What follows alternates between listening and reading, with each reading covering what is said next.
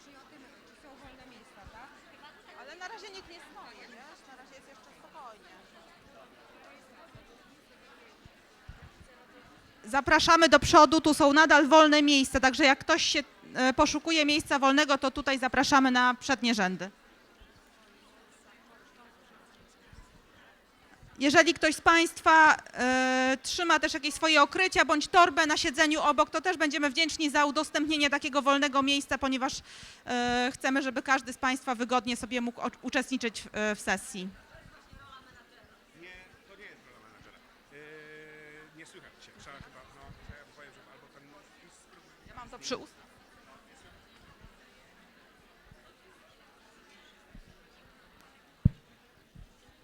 Czy zgłośnić nieco można, ponieważ Jeszcze raz. troszkę głośniej z mikrofonu. Halo? Dobrze.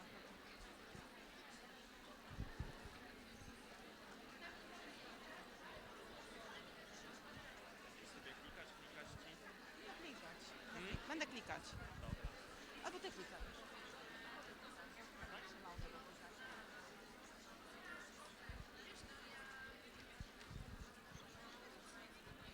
Bardzo proszę o podniesienie ręki, jeżeli ktoś ma wolne miejsce obok siebie jeszcze.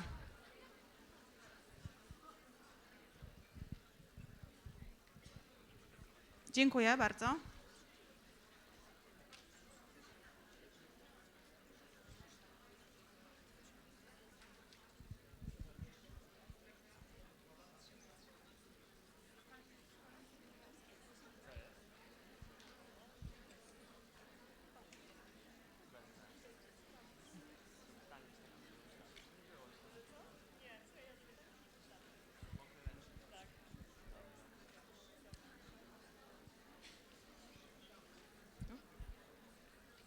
Dzień dobry. Miło mi jest powitać Państwa na dzisiejszej konferencji, przygotowanej oczywiście przez wydawnictwo Macmillan. Na początek chciałabym się przedstawić i przedstawić zespół z województwa mazowieckiego, zespół reprezentantów. Ja nazywam się Anna Pawłowska, obok mnie stoi Michał Surowiec, Marta Kobalczyk oraz Aneta Pawłowska. Jesteśmy dzisiaj oczywiście do Państwa dyspozycji.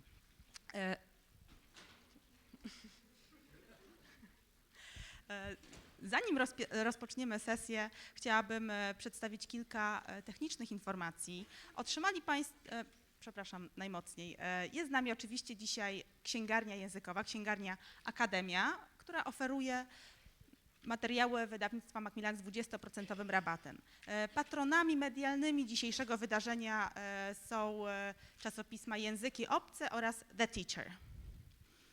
Otrzymali Państwo pakiet materiałów konferencyjnych. Jest to teczka, w której tradycyjnie znajduje się certyfikat uczestnictwa oraz formularz danych osobowych oraz zestaw ćwiczeń przygotowujących do matury. To jest 30 ćwiczeń i testów na środki językowe. Zachęcamy gorąco do wypełnienia formularza, ponieważ pod koniec sesji przeprowadzimy loterię. Do wygrania są readersy naszego wydawnictwa, także poprosimy o wypełnienie formularzy i będziemy wdzięczni również za opinię na temat konferencji dzisiejszej. Teraz chciałabym za chwilkę przekazać głos mojemu koledze, ponieważ zdajemy sobie sprawę, że wielu z Państwa, pomimo że pierwszy dzwonek już naprawdę za chwilkę, wielu z Państwa nadal zastanawia się, w jaki sposób skutecznie przygotować uczniów do egzaminu maturalnego. Dziękuję.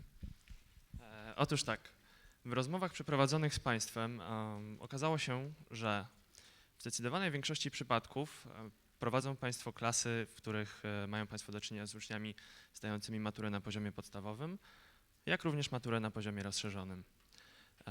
To znaczy, i teraz tak, spośród tych klas część uczniów jeszcze nie zdecydowała się na żaden poziom. Jest szansa, że wybierze język angielski na poziomie rozszerzonym, ponieważ w 2015 roku każdy uczeń musi zdać przynajmniej jeden przedmiot na poziomie rozszerzonym. I stąd nasza propozycja repetytorium 2 w 1, to znaczy repetytorium, które łączy poziomy zarówno podstawowy, jak i rozszerzony. I teraz w tej krótkiej prezentacji chciałbym Państwu szybko przekazać i zaprezentować, jak te poziomy połączyliśmy, czyli czym jest ta koncepcja 2 w 1. Otóż podstawą tej koncepcji 2 w 1 jest jasny podział na materiały z matury podstawowej i przygotowujący do matury rozszerzonej. Oprócz tego 2 w 1 zawiera dodatkowe ćwiczenia, czyli takie jak rozgrzewki językowe, powtórki, dodatkowe zadania na słownictwo, czyli mają Państwo i repetytorium, i coś z formy podręcznika. Przepraszam. Małe problemy techniczne, natomiast jakoś sobie z tym poradzimy. Wygląda na to, że tak manualnie, przepraszam bardzo za to. Oprócz tych ćwiczeń na kolokację dostają Państwo coś, czym jest przemyślany trening maturalny, który przygotowuje do wszystkich 5 sprawności, a w tym do sprawności pod tytułem Znajomość środków językowych i pisanie, które to sprawności w naszej próbnej maturze przeprowadzonej przed wakacjami sprawiły Państwa uczniom najwięcej problemów. Natomiast tu jest dobra wiadomość, to znaczy zadania sprawdzające znajomość środków językowych znajdują się i są przez całe repetytorium obecne, także jest tego materiału do ćwiczenia naprawdę bardzo dużo. Jest on w 4 różnych miejscach i na 4 różne sposoby ten materiał Państwo tam znajdą. Po pierwsze sekcje egzaminacyjne i w nich po 2 zadania na każdym poziomie. Po drugie osobne sekcje na słownictwo, które to słownictwo, rozwijane jest na podstawie różnych ćwiczeń na czasowniki, idiomy oraz kolokacje. Oprócz tego, trzecim z takich rozdziałów są ćwiczenia na znajomość na funkcje receptywne, w tym ćwiczenia tak zwane fish for words, które wyławiają najciekawsze frazy i powtarzają je z uczniami też w formie kolokacji, fraz idiomatycznych i innych zadań. I oczywiście część 4, czyli gramatyka, która po kolei przechodzi z uczniami przez wszystkie niezbędne konstrukcje i oczywiście testuje je w formie zadań egzaminacyjnych.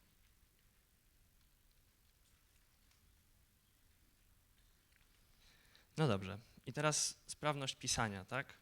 Tu znowu koncepcja 2 w 1 ma miejsce, która to koncepcja po pierwsze w sekcji pisania przygotowuje uczniów przez takie części jak ćwiczenia pod tytułem Know Your Phrases, które po raz kolejny wyćwiczą w Państwa uczniach takie podstawowe frazy niezbędne, które zdecydowanie ułatwią im pisanie później tych części pisemnych. A do tego bardzo przydatny Writing Bank, który oprócz tego, że zawiera wszystkie modele wypracowań na maturze podstawowej i maturze rozszerzonej, zawiera również bardzo przydatne zwroty, które po raz kolejny uczniowie mogą sobie przyswoić i dużo łatwiej będzie im wtedy do tego sprawdzianu, do tej matury podejść i napisać te zadania. No dobrze, natomiast co z pozostałymi 2 sprawnościami, to znaczy słuchanie i czytanie? I tu często też Państwo zadawali pytanie, jak to rozwiązaliśmy. Naszą odpowiedzią jest to, iż oba poziomy, to znaczy i poziom podstawowy, i poziom rozszerzony otrzymują osobne teksty. To znaczy nie są to teksty łączone, do których jest jedno słuchanie i po prostu część klasy robi takie zadania, część klasy robi inne. Każdy poziom ma swoje zadania, które to zadania rozwiązuje. Mamy nadzieję, że ta koncepcja 2 w 1 przypadnie Państwu do gustu i pozwoli przygotować zarówno do poziomu rozszerzonego, jak i poziomu podstawowego, a do tego pozwoli przy okazji prowadzić interesujące lekcje i jednocześnie utrwalać wiedzę oraz przede wszystkim, albo również dodatkowo utrwalić te środki językowe i te pisanie, żeby na tej właściwej maturze w 2015 roku Państwa uczniowie już z łatwością do tego podeszli i z uśmiechem tak naprawdę opuścili salę. A teraz już nie przedłużając, zapraszam Panią Martę Rosińską, autorkę naszego nowego repetytorium, która poprowadzi swoją sesję. Dziękuję bardzo.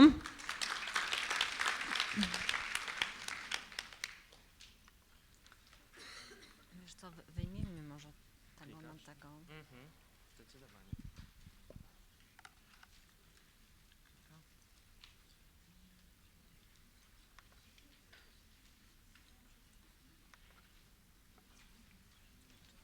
Zabieram.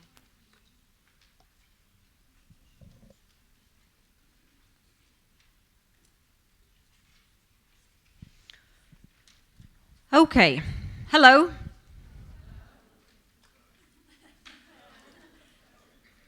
Have you just had a break? Have you got some rest? Hello? That's much better. Okay. Thank you for coming. I do appreciate your presence here, especially that this is the last weekend of your holiday. So thank you very much. Have you had a good break? You feel ready to go back to school? Anyone looking forward to seeing your beautiful students? Hands up. A pay rise for everyone who has put their hand up. Okay, that's good. Now, this session is being streamed online. You may not know, but I do. And there are people out there watching me and watching us. So can we just say hello to those people? Can we do that? Hello. Okay, can we go even further and say hello from Warsaw? Fantastic. Okay, good.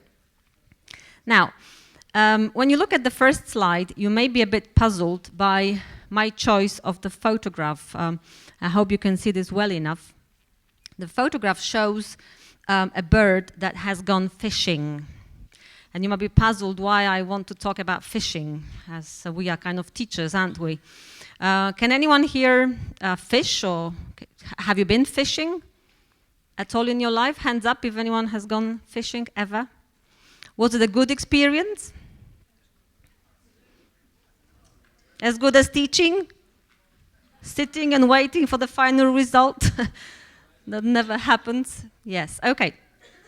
Well, I have chosen this picture for a reason, because teaching for me is a bit like going fishing. Well, number one, it is very time consuming. Yeah, before the final result, and you never know what you're going to get, really. Secondly, it requires a lot of patience. Like us, teachers, yes? We must be really very patient in order to function in the school. We need bait, like people who go fishing. To interest your students in what you do in the class, you need some bait. You need something for the students to catch, to hook onto, in order for the learning to happen. And finally, fishing is very dependent on the outside conditions. Yes, when it rains or snows or the temperature goes below zero, fishing may or may not be successful. We teachers are also dependent on the outside conditions, and these are decided for us by the Ministry of Education. Okay, so the outside conditions are there. And we have to change all the time. I have been working for Macmillan for the last almost 14 years. In that time, I have come to Warsaw probably about 10 times, at least. And out of those 10 times, I have had to speak about the changes to the Matura exam at least 4 times. At least, if not more. Do you have the same feeling? That it keeps changing? Once you think, yes, I worked it out. I know the system. I can carry on. Zhoops. There comes a change. And we have to go with the flow, yeah, and change again. But as our dear friend Mr. Churchill or Sir Winston said, to improve is to change, to be perfect is to change often. And we are teachers, and I think we're particularly keen on that, and actually know how to change and how to adapt. Okay. If there is no struggle, is that right? There is no progress. And in this very profession, we know that very often changes cause trouble. And we have to somehow make sure we, as I said before, go with the flow and adapt and change or refocus our attention a little bit. This session, as I'm sure you know, is about teaching towards a new component in Matura 2015, which is the use of English. I'm sure you have studied the relevant documents so that you know what this involves. And I'm sure you have noticed that in this particular part of the exam, there is something old, which means there are some tasks which you are familiar with and you have practiced with your learners. But there is a lot of new stuff that your students haven't had so much chance to practice before, and definitely something to do. Us, the teachers, them, the learners. So something old, something new, something to do, right?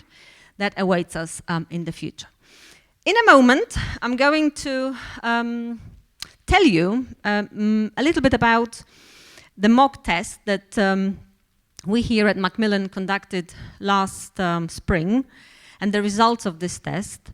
In a nutshell, not too much, because my colleague Monika Cichmińska is going to run a video training session for the teachers. It's going to be available on our webpage soon.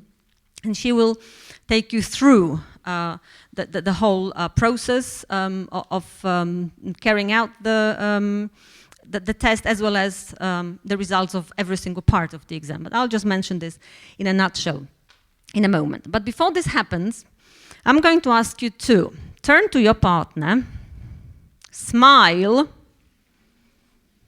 as well as you can. Can you say hello, hello, partner? You can say your name if you wish, if you don't know your partner. Okay. See, friendships are being made as we speak. That's good. That's good. Now, I would like you to watch my class. My class is a difficult class. I'm sure you have difficult classes as well, do you? Oh, yes. So I would like you to watch my class. It's a particularly difficult class. And as you watch, I would like you to make a list, a mental list, obviously, of problems my students have, and see if your students have similar problems. Okay? This will give us some food for thought, perhaps, and we'll see where this will take us here.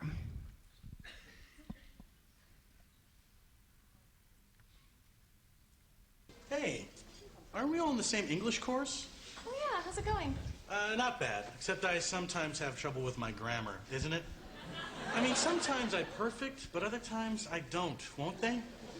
See, I'm all right with my grandma. My problem is spelling. I can't spell to save my loaf. Yeah? Yeah. Have to rely on the spell chalk on my computer. Well, you know, look at it this way. You can lead a horse to water, but you can't eat it too. You know what I'm saying? No, not really. I think that she sometimes has trouble mixing metaphors, aren't she? Yeah. Sorry, you guys. I'm always crying over spilled chickens before they're hatched. It's all right for you all. I've got a very small vocabulary. What's that like? It's all right for you all. I've got a very small vocabulary. That's okay. I have problems with my emphasis. Your emphasis? Yes, my emphasis on different parts of the sentences. In my job, that can cause a lot of awkwardness. What do you do? I'm a speech therapist. A peach therapist that can't spike properly. Surprised your boss hasn't sucked you.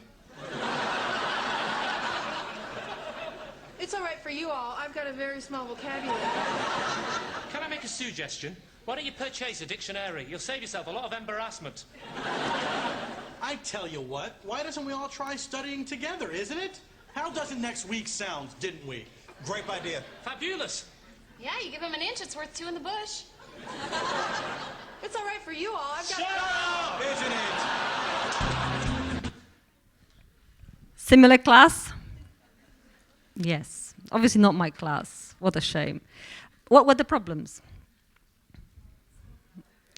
All over the place, yes. Definitely I have a very small vocabulary, which is going to play a big part in the new exam, the use of English especially. Another problem was grammar, which will play a part as well. Then definitely pronunciation, which is always a problem, but we won't talk about this because we will talk about the use of English. Something else, I have a small vocabulary, but the other woman had a big vocabulary, but she was mixing up expressions, collocations. So we're going to talk a lot about chunks of language, collocations, expressions, etc. Any other problems you can sense? Emphasis with the sentences. which may cause a lot of embarrassment. Yeah, but that's the spoken part of the exam, which we're not going to deal with in this session.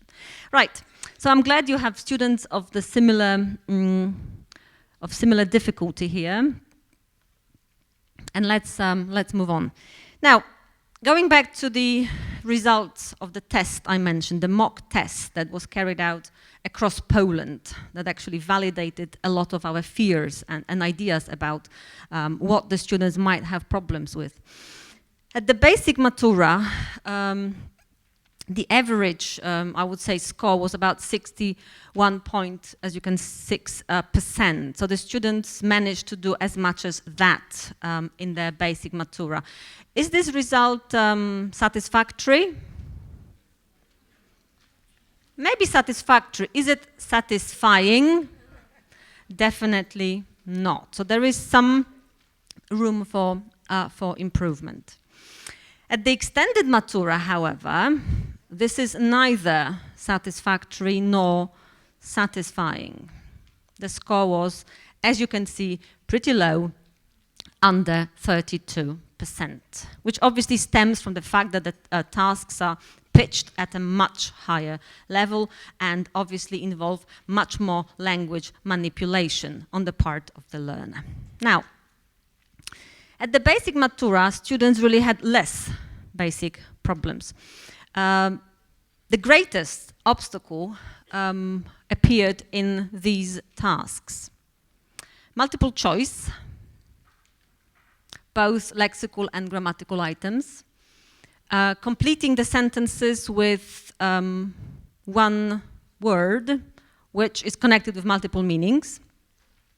And the last one was paraphrasing, where students had to choose a particular paraphrase for an underlined part of the sentence. Okay? So these were the hardest tasks from the point of view of the learners. At the extended Matura, there were extended problems, as you might expect. And surprisingly, the greatest difficulty was again multiple choice. Why do you think this is the case? Why do students struggle with multiple choice? Okay, they don't read the text. They just choose the answers as a possibility.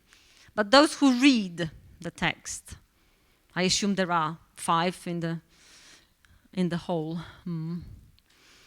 Multiple choice is always context-based.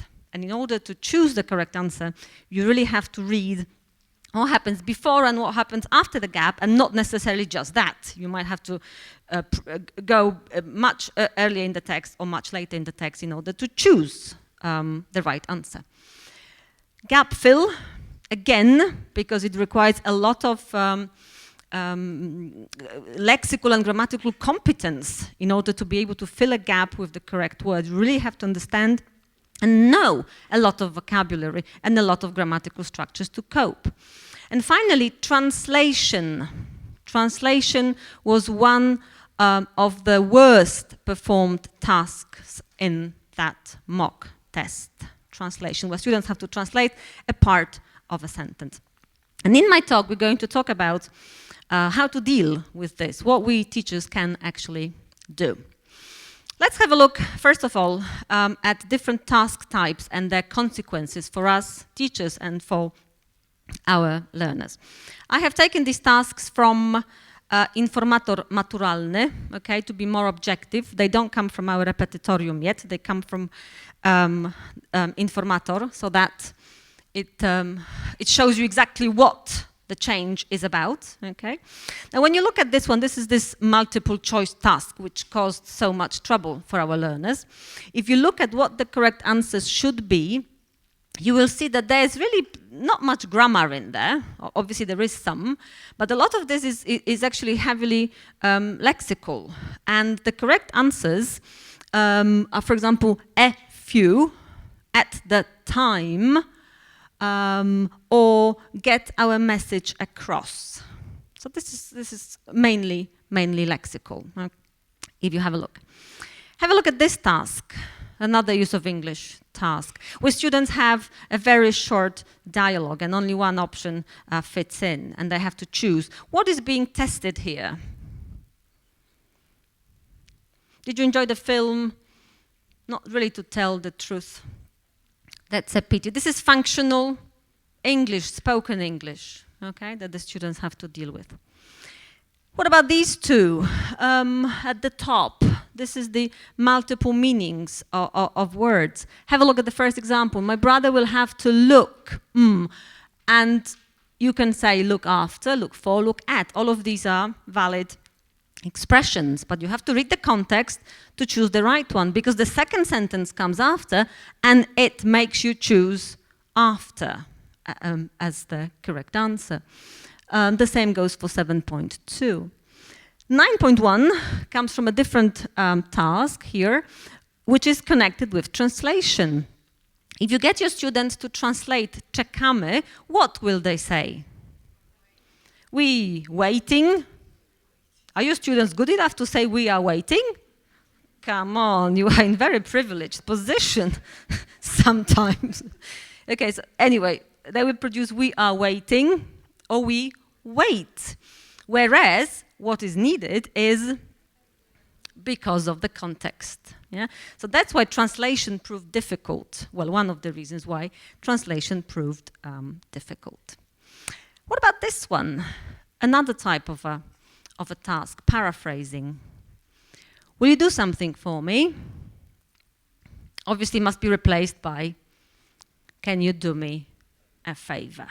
Can you do me a favor? Again, heavily lexical, as you can see. So, you won't be surprised when you open our repetitorium and you will see that we have dealt with these difficulties and obstacles in this very way. Instead of just dividing vocabulary into themes or target vocabulary, we have included a lot of sections on the language that we believe will help students do the use of English part of the exam very well. So you will see a massive amount of exercises and tasks covering word formation, all kinds of collocations, for example, words of similar meaning, idiomatic expressions, etc., etc. And it is our job to help the students fish out this vocabulary. They won't be able to do this by themselves. We are fishermen, women, and we are responsible for helping the students to fish out vocabulary that will help them do well in the exam. Is it easy?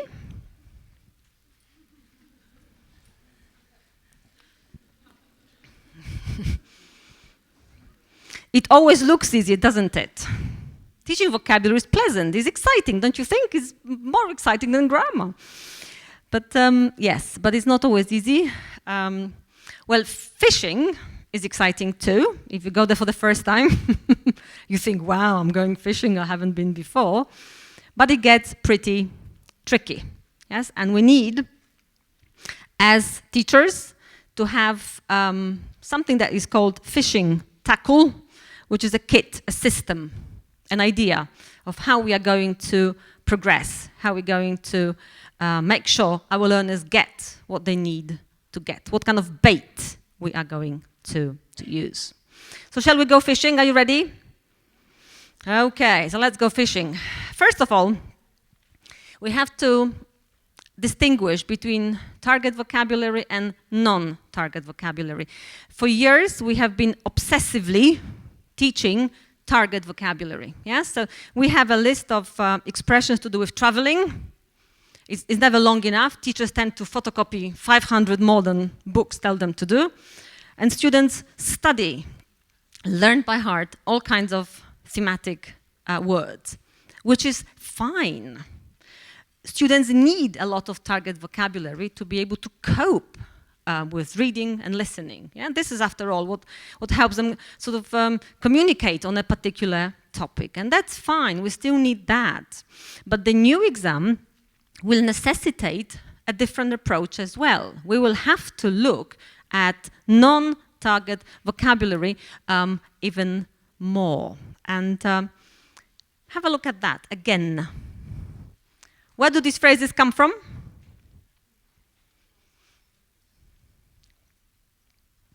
At the time, get the idea across, not really to tell you the truth. Find it hard to believe, can you do me a favor? They come from the use of English tasks I have just discussed, okay? Now, is this target vocabulary? What theme in the matura do they come under?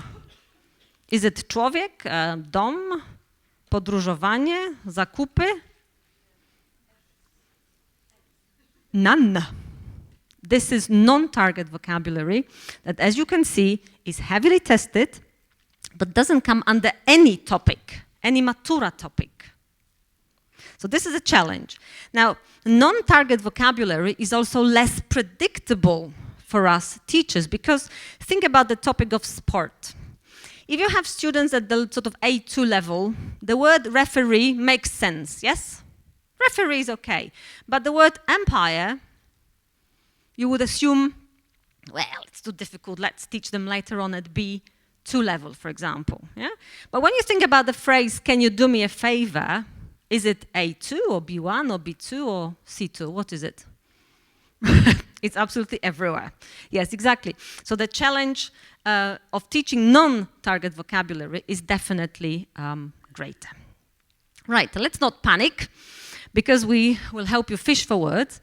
This is the section we are very proud of, and me in particular, because it allows the teachers and the learners to discover a lot of non-target items that otherwise perhaps will be forgotten. So after every listening and reading section of the repetitorium, you will find fish for words sections which exploit the very vocabulary, the vocabulary in question. So these will be prepositional phrases very often, phrasal verbs very often. These will be words which students often confuse, like tasty and tasteful. I have had a student, would you believe, 17-year-old, who, on my birthday, when I looked particularly elegant, said to me, "You look tasty." Well, I didn't know what to do. I said, "Thank you very much." But then I felt that I should explain to that very student that he shouldn't make this mistake again, especially to a woman who is twice his age. So we do work on this, yes? We help students fish out expressions. Idiomatic expressions, again, not tested perhaps at the basic level, but may appear at the extended level. So we help the students to look in the text, in the audio script, and fish out language that we believe is going to help them a lot. All of this I have just shown you is in context. We must avoid teaching out of context, because every single use of English task is about using the language in context, not out of it. And it's all easy, obviously, because we've been teaching expressions, collocations for years, haven't we? It's not completely revolutionary. But last May, maybe June, I had a chance to visit a lot of schools as part of our new writing project. And I saw a lot of wonderful lessons. So those of you, perhaps teachers, who might be watching us at the moment, and I had the chance to visit you, congratulations, your lessons were perfect. But I must tell you the truth. None of the teachers recorded the vocabulary on the whiteboard in chunks. Lots of words appeared during the lesson. The lessons were fantastic. But vocabulary was written in isolation. So there was a list of words, but not a list of expressions. And if I could have one comment to anyone, including myself, because it's easy to forget that if you present a new word, you don't always think of the context or the environment. So it's crucial that we help our students learn these words in chunks, which means we teachers record these words for the students in chunks to be remembered, for example. So that's crucial. That's a simple bit of advice, but it's crucial for the learners to move on. Okay, multiple meanings is the first thing that I believe we should look at. Again, I'm going to ask you now to watch a short video. I'm sure you have seen it. It's been viral, it's been everywhere, but it illustrates the point very well. Can you turn to your partner again, smile beautifully, more beautifully than last time? We want perfect grins. And when you watch the video, could you make a list, again, a mental list, okay, of words which the speakers use which have more than one meaning? Double meanings, yes, of the words in question.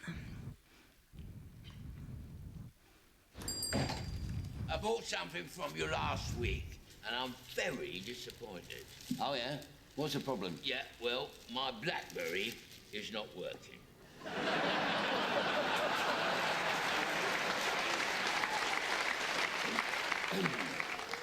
What's about it? Run out of juice? No, it's completely frozen. Oh, yeah, I can see that. I'll tell you what, let's try it on orange. That's got a few black spots, you see. Oh, dear, yeah, sorry about that. Yeah. Was there anything I knew to get my BlackBerry working? Well, it could be an application issue. But where do you store that BlackBerry? Well, it's on my desktop. Well, you could try using a mouse to drag the BlackBerry to the trash. Then after you've done that, you might want to launch the BlackBerry from the desktop. Well, I've already tried that a few times. I mean, all it did was mess up Windows. Well, it might be worth waiting a couple of weeks. They got the latest BlackBerries coming in then. Well, could you give me a date? Certainly. Let me put that date in my diary. Anything else I can help you with? Yes. I've also got a problem, to be honest, with my Apple. Oh, dear. That is an old Apple, isn't it? Yeah. When did you buy that? Last week. Last week? Oh, they brought out 2 new Apples since then. What's the problem with it? Well, I've tried to put my dongle in it, and it won't fit. Oh, yeah.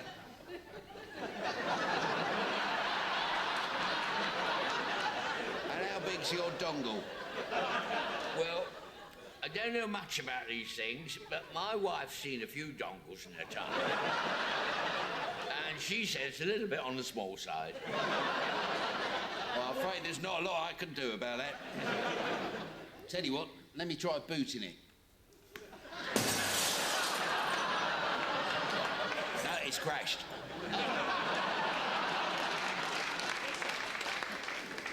Anything else I can help you with? Well, funnily enough, yes, my grandson's birthday soon, you see. Now, he's already got an Apple and a BlackBerry. I mean, have you got anything else that you might just like? Well, we're doing a special offer on these. I mean, I can't make head or tail of them, but the kids seem to like them. Okay. Xbox. 360.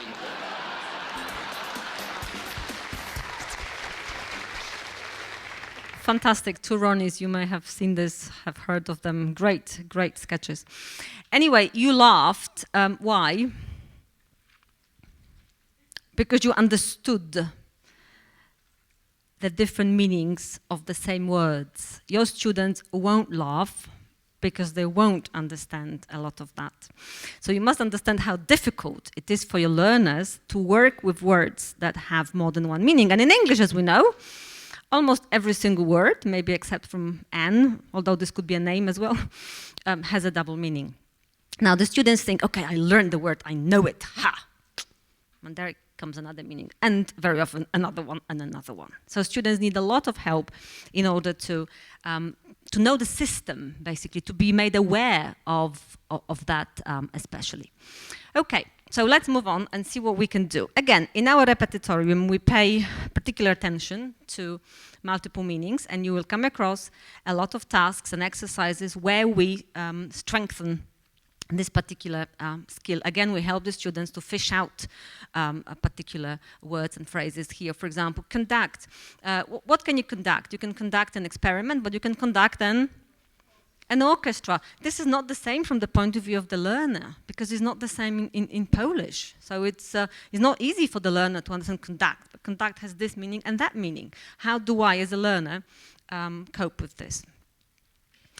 We help the students to distinguish or have a look at words which can be both nouns and verbs, like to move or to make a move, for example, to shower, to have a shower, etc. Again, from the point of view of the teachers, it's obvious, it's kind of the same, but it isn't. The students have to be made aware which one is which, and which one cannot be both. For example, like city, for instance, in this exercise. We help the students to work with confusing pairs of words, like tasty and tasteful, so that no one says to you, you look tasty, my teacher, as my student did, which I just told you about. This is historical, and many others, obviously, in this respect. But if you have more time and you would like to explore this further, and I do encourage you to do so, let me show you some of tasks which I tend to do with my learners very often as this kind of extra bait. Why not create something like this with your learners? You can see lovely triangles with the keyword at the top with two meanings of that word. These triangles can be displayed on the classroom walls, on the notice board, for example. Students can obviously copy them into their notebooks. These days they tend to take photographs. Who would bother copying something that the teacher says? Yeah, just take a photograph, it's much quicker. Fine, as long as it's stored somewhere and you can have a look at this again. I tend to choose about 20 words a month. And these words become our target words. We work with them, we test them, we teach them, we play with them. This is easy to manipulate, as you can see, so they can work in pairs and attach the relevant vocabulary meanings, etc. So this is a good idea to get the students to look at these words, to be surrounded by these words. Another idea which I think is worth following is getting the students to keep vocabulary notebooks, which I'm sure some of you do, because it's a very popular idea. Part of that notebook can be allocated to collecting words that have double meaning. So why not get the students to read the text that you're working on, go home, or during the lesson, choose one word, 2 words. It doesn't have to be 100, 1, 2 words that you think has a double meaning. Look the meaning up in the dictionary, write a sentence, I'll help you, let's check, and let's work with this in that particular way. They have to be made aware of that very strategy. Okay, can you turn to your partner again and can you smile? Even more beautifully than before. By the time we leave this session, everybody's going to have a fixed grin on their face. I have a very short task that you have to do very quickly. Can you work with your partner and can you translate very quickly the sentence, he gave her a ring?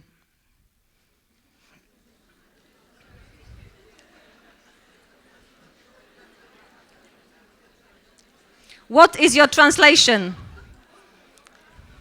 Zadzwonił jej pierścionek. Great. Any translations? The first one that comes to your mind is what? Zadzwonił do niej. Okay, because you are teachers. Idiomatic, straight away. What about the learners? Okay. The next sentence, again in pairs. He wrote a letter.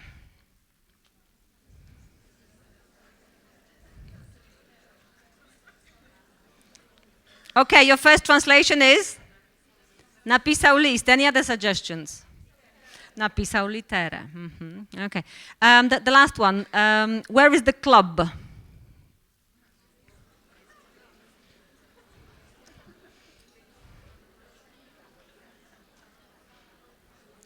Okay, your first translation is? Gdzie jest klub? Or gdzie jest key? Obviously to play golf. This is what I do to my students. I choose sentences like this. I dictate them. No one is allowed to write them down. And students work in pairs and translate as quickly as possible. They discover lots of new meanings of the words that they think they know. And again, it's my job, as you can see, to be this fisher woman and help them fish out these double meanings of words. It's good for classroom quizzes as well. Okay, translation takes me to what I mentioned at the beginning was one of the hardest parts in this mock test. What makes it difficult? Why is translation difficult? In general, but for our learners in particular. What makes it difficult? because they think in Polish, perfect, because there's a lot of L1 interference. And I think because translation has been outmoded, sort of old-fashioned. Who does translation? It's, you know, communicative way of teaching translation. Who would care about translation? Of course, we are here very sensible teachers, because I can see that, very experienced teachers, and I'm sure you have used translation many, many times. But maybe now we need to focus on translation in a slightly different way, sort of gear this towards the exam even more. What would you expect to eat?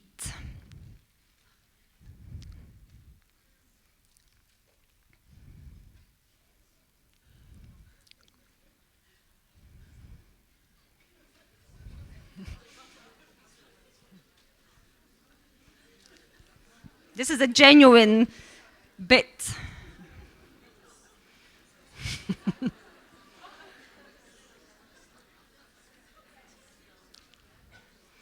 How about roasted duck let loose? Is it dead, at least? Right. This is the example of what the lady in front said. They think in Polish. They translate word for word. And we need to kill that. Kill that immediately, because it's going to get them into trouble. Would you be interested in this? Probably not. Okay. I have a task again for you. Before you start laughing, can you grin at your partner again? Shake the hands maybe for a change. You can shake your hands if you want. Can you translate this into Polish? Thank you. The same for the people watching.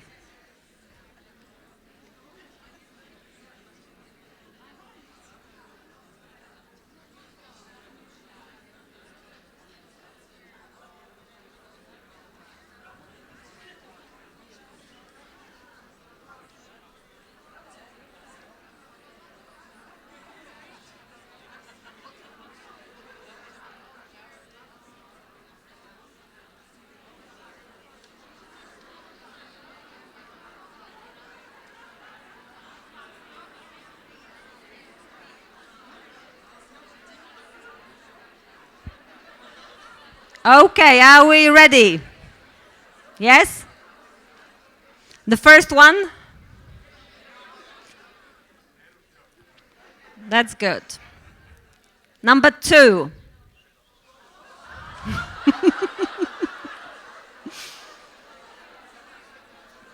Glass, go? No? Glass, go? Go, go. No glass. No glass. Okay, I'm going to leave number 3 for the last moment, so don't expect number 3, expect the next one. Good old tenses. Do you remember the good old tenses? We didn't have to teach the words matura. Those were good old tenses. Yeah.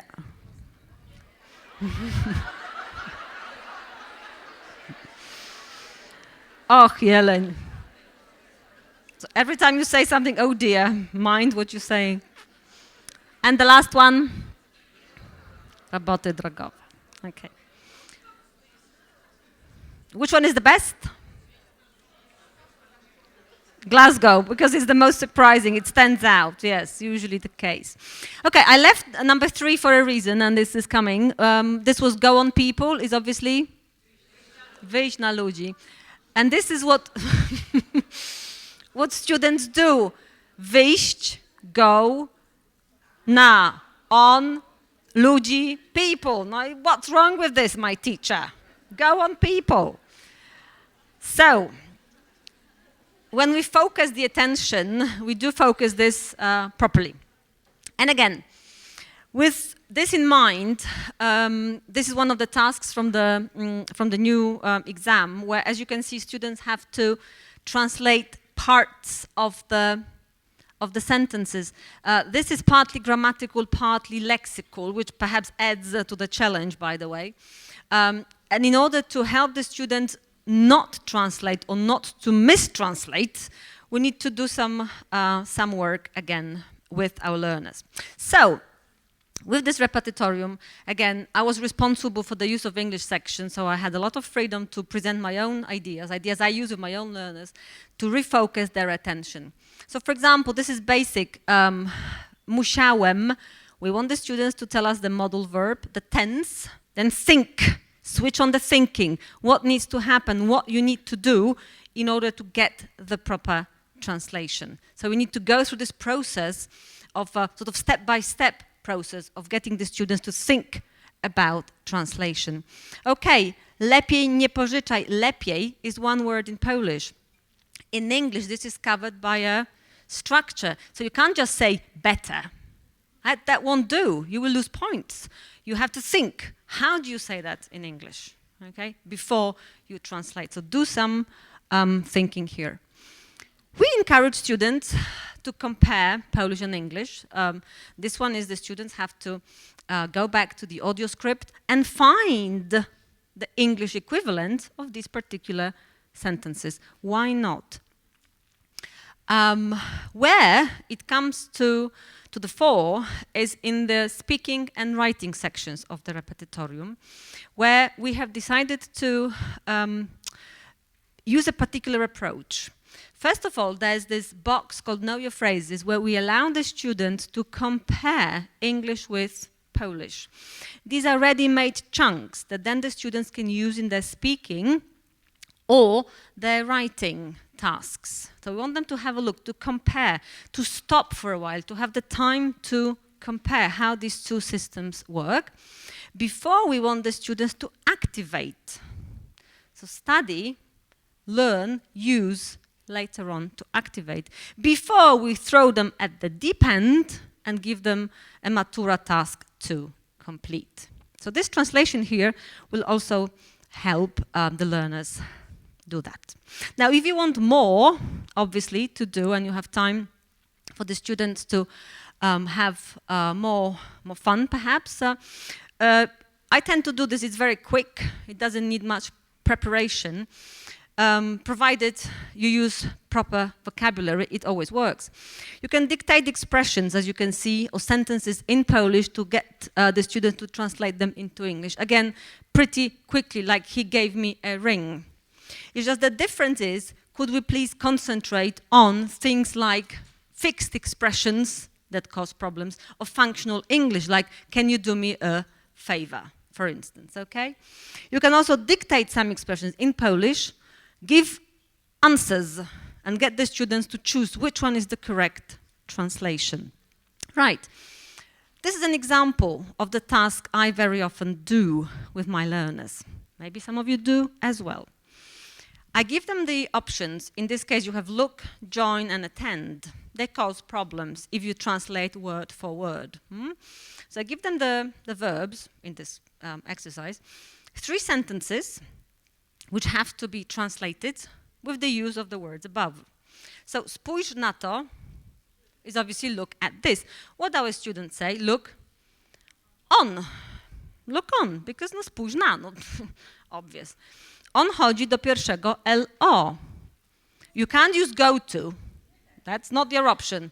She attends, or he, sorry, she, he attends this school rather than what our students say, he attends to. Uczęszcza dochodzi do. Join. Join to us. Join us. So this again focuses students' attention on not translating word for word. So let's concentrate on this kind of translation, not any translation we want to, because this is going to help them in the exam. What about this one? Do you remember? Ona maluje. Okay, so let's translate this. Ona maluje. She's painting. I want you to use often. She often paints. I want you to say for an hour. Okay. So what I do very often, as I'm sure some of you do as well, just write one sentence on the board, get the students to translate. Once they have done that, put different contexts around the sentence and get the students to retranslate the sentence. Ona malowała, you would say, I know what you would say. Your students would say, she was painting, okay. Which is fine, she was painting when he came. All right, but I'm changing the context. When she was young, she would paint, she used to paint, or even she painted in probably some context. Okay, for an hour when he came. She had been painting for an hour when he came, okay? So adding different contexts makes your students suddenly realize, ona maluje is not just ona maluje. There is so much more to that. So it's worth pursuing this line of inquiry with your students. The final thing is word building. This was also problematic for a lot of learners. It sort of seems to be tested only at the extended level. So people who teach at the basic level think, I don't have to do word building, because it's not for me, it's for teachers who teach at the extended level. But word building is so powerful. Word building, if you have this worked out, it really empowers you as a learner. Because once you know, for example, predict, it's no big issue for you to learn prediction. You understand, if you understand the core word. So I think teach word building as often as you can, not just at the extended level, because it basically makes the students more powerful, extends their vocabulary. So don't do twice what you can do once, and I'll show you what I mean. Again, in our repetitorium, there's a lot of attention given to word building, because when you teach careful, why not teach careless? It's no big deal for the learner to understand. If you teach polite, why not impolite at the same time? Yeah? The core word is easy to know. We help the students to look at word building in that way as well. We contextualize it, because the way it is tested in the exam is in a particular context. So we want the students to look at the text and decide what part of speech goes in the gap before they have to make a particular word. Word building, as you will see, is not just part of the use of English in our book, but also a very frequent attender in the vocabulary pages. So we do pay a lot of attention to word formation in the use of English section, as well as in the vocabulary pages where it is used, or we will encourage the students to do this as often as possible. And again, should you wish to explore further, this is what I do pretty often. I'm going to give you 3 words, okay? Friend, partner, citizen. What do they have in common? Ship. Friendship, partnership, citizenship. If I say to my students, wide, broad, tight. Widen, broaden, tighten. So this is what I do very often with my students. I give them words and get them to think of what these words have in common, okay? So you have friend, day, love. Friend, day, friendly, daily, lovely. Mind the spelling changes, for which they lose points if they make a mistake. What about creating sentences like this with your students? The prediction was predictably predictable. It's not a big deal for students. Once they understand one word, predict, to create more.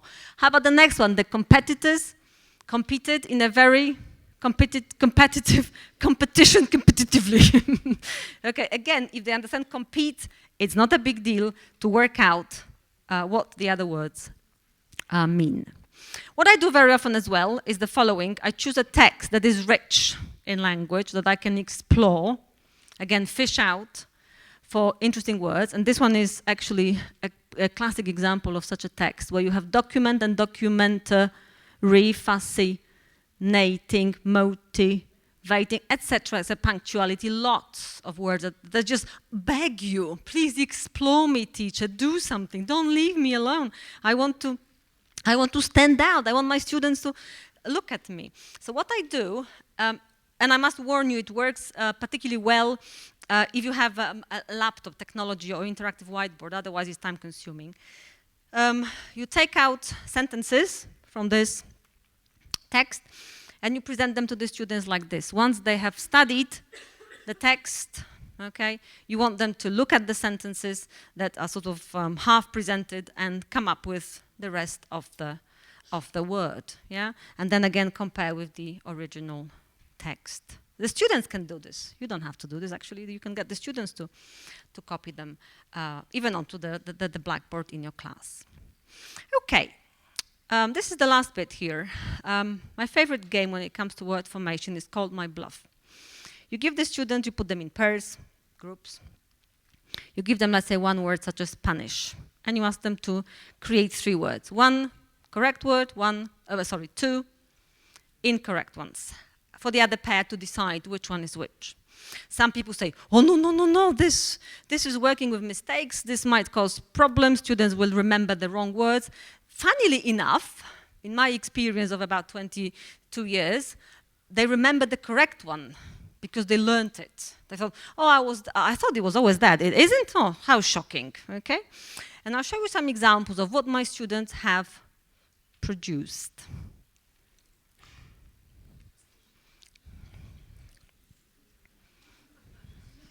And don't tell me just my students.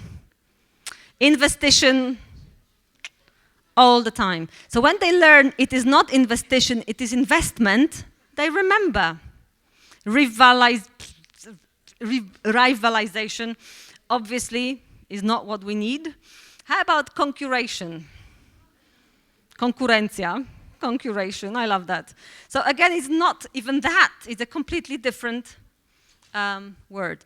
Have your students produced anything like this, of this kind? I remember Grzegorz once telling me about klawiatura. Klawiatura. One of your MA students or something, klawiatura. Mm-hmm. Someone in Kraków yesterday and in Poznań told me about Karol Leifer. Karol Leifer. I practiced pronouncing this the whole day yesterday and today because I couldn't say it. Karol Leifer. Any other Karol Leifers? Jumpreza. Oh my God, that's excellent because obviously that's what we use. Sounds English, doesn't it? Jumpreza. Jumpreza sounds very English. Yes, perfect. Jumpreza. Anything else? Healthy? Oh, great. That's another good example of mixing the 2 words up. Anything else?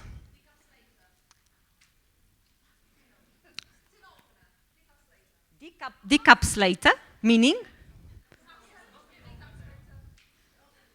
Open a bottle. Decapsulator. God.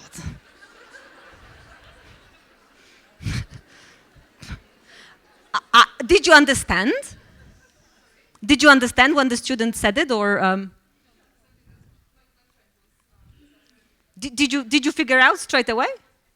In the context. So context. You see, context always tells you the truth. Always trust the context.